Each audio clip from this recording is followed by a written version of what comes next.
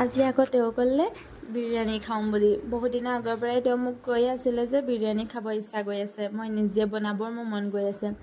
তাৰপৰা ময়ো আজি ক'লোঁ যোৱা তেতিয়াহ'লে বনোৱা যদি মন আছে যদি আনি পিনি বনোৱা। তাৰপিছতে তেওঁ মোক ক'লে পিঁয়াজখিনি তুমি ধুনীয়াকৈ কাটি মোক ফ্ৰাই কৰি দিয়া। ময়ো পিঁয়াজখিনি কাটি ফ্ৰাই কৰি দিছোঁ। তেওঁফালে মাংসখিনি ধুনীয়াকৈ ধুই ল'লে, ধুই পিনি ইয়াতে মছলাখিনি এড কৰি আছে।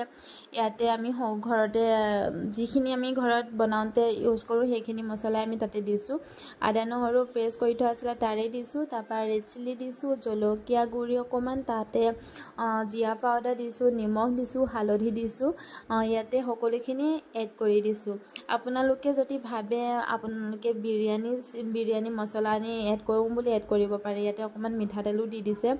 গৰম পৰি আছে যিহেতু অকণমান ঠাণ্ডাও খাই থকা হৈছে। এইফালে মোৰ পিঁয়াজখিনিও ৰঙচুৱা হৈ গ'ল, ধুনীয়াকৈ ফ্ৰাই কৰি আছোঁ। এইফালে তেওঁ গোটেইখিনি মছলা দিয়াৰ পিছত এইখিনি ধুনীয়াকৈ সানি আছে। এইফালে অকণমান লেগ পিচকেইটা অকণমান কাটি দিছে, তাতে মছলা সোমাবলৈ সুবিধা হয় যেতিয়া কাটি দিয়া যায়।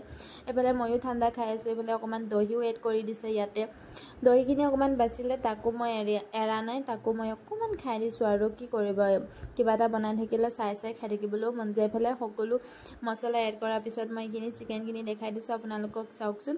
এইখিনি মছলাখিনি এড কৰাৰ পিছত আধা ঘণ্টামান আমি ৰাখি দিছোঁ। তাৰপিছত এইফালে পিঁয়াজখিনি অকণমান ছাইডত থৈ দিছোঁ। তেওঁক মই অকণমান হেল্প কৰি দিছোঁ চাউলখিনি ধুবৰ কাৰণে। ধুই দিছোঁ মই। এইখিনি বাচমতি চাউল হয়, আপোনালোকে বাচমতি চাউল নহ'লে আপুনি ঘৰত খোৱা চাউলো ইউজ কৰিব পাৰে। কিন্তু বিৰিয়ানী বুলি ক'লে বাচমতি চাউলটো হ'লে ভাল লাগে আৰু।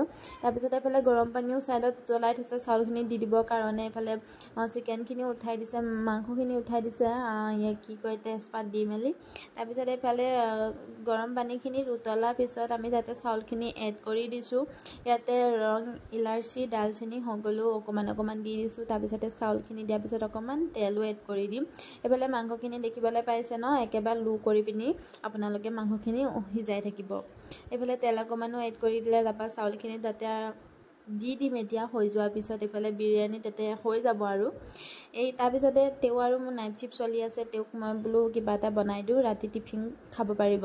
এইফালে মই ডিমটো ধুনীয়াকৈ ভাঙি ল'লোঁ, তাতে ব্ৰেডটো জুবিয়াই পিনি মই ট্ৰে এখনত গৰম কৰি দিলোঁ। তাৰপিছতে তেওঁক মই দি পঠিয়াম আৰু মানে কিমাননো কিনি খাই থাকিব বাহিৰা বস্তু, সেইকাৰণে মই ভাবিলোঁ কিবা এটা বনাই দিওঁ। এইফালে ধুনীয়াকৈ তেওঁ আৰু মোৰ কাৰণে মই ৰেডি কৰি ল'লোঁ। সকলোখিনি কাম একেটা সময়তে কৰিছোঁ, টাইম নাপাওঁ। এইখিনি ধুনীয়াকৈ হৈ গ'ল। এইফালে বিৰিয়ানীও হৈ গ'ল। বিৰিয়ানীখিনি দেখিবলৈ কেনেকুৱা লাগিছে বাৰু? ভালেই লাগিছেনে বাৰু? খাবলৈ ইমান বেয়াও হোৱা নাই, ইমান ভালো হোৱা নাই, কিয় প্ৰথমবাৰ ট্ৰাই কৰিছে নহয় জানো।